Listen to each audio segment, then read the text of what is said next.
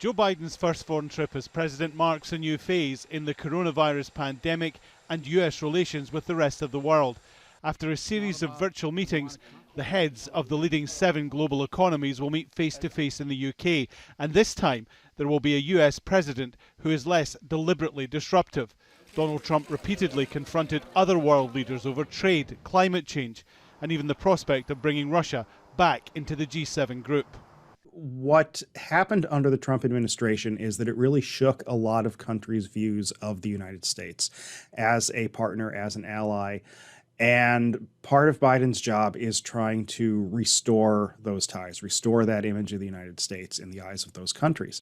President Biden will also meet with NATO leaders, an alliance Donald Trump talked about leaving. He argued he was ready to push aside traditions and fellow leaders to deliver on his agenda.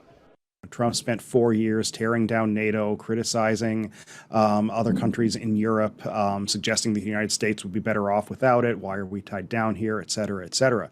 And so I think Biden sees this as an early opportunity and an early public opportunity to demonstrate his personal diplomatic skills. The Trump presidency questioned, challenged and upended many traditional American political and military positions.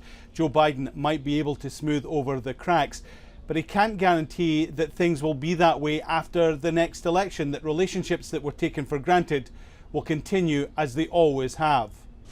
Biden's biggest challenge will be his summit with Russian President Vladimir Putin, a man he suggested is a killer, a man he believes is behind recent cyber attacks on the US, a man who says America should prepare for some uncomfortable truths at the summit. There are no illusions about the state of this US-Russia relationship, so the number one priority will be to at least put this on a stable and predictable track. We need to show that there are real costs and that this is an administration that will stand up to Russia's destabilizing behavior. World leaders hope their gathering will send a message things are getting back to normal. Joe Biden believes he is to send the same message after 4 years of Donald Trump. Well, Alan Fisher joins me now from the White House. Alan, I see Biden now also has a vaccine plan for the world.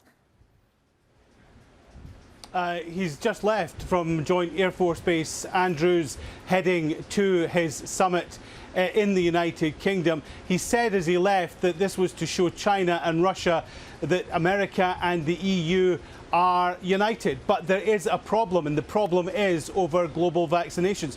Joe Biden has talked about waiving global patents for vaccinations. The EU said, hold on a second, that's a really bad idea. First of all, it means that the people won't be able to develop these vaccines for weeks, for months, perhaps even years. And also, it means that the intellectual property rights for the drug companies isn't protected. They have an alternative plan that they intend to show to Joe Biden during the EU summit. Now, former leaders of many of the G7 countries have come together to say that it's time for the EU and the G7 to stand up and make sure that poorer countries are vaccinated. In the words of one Democratic congressman, while there is a threat of COVID somewhere in the world, there's a threat to COVID everywhere in the world. And so they want to make sure that both the EU, the G7 and the United States are on the same page when it comes to vaccinating the world. Joe Biden, as you remember, said that he intends to give 25 million doses of vaccine away by the end of June.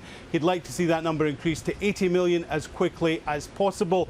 It's a start for many, but across the G7 and across the EU, people believe that there should be a concerted plan to make sure that poorer countries, where vaccination rates are 2% or lower, are given the chance of catching up with the developed world where these vaccines have been put together.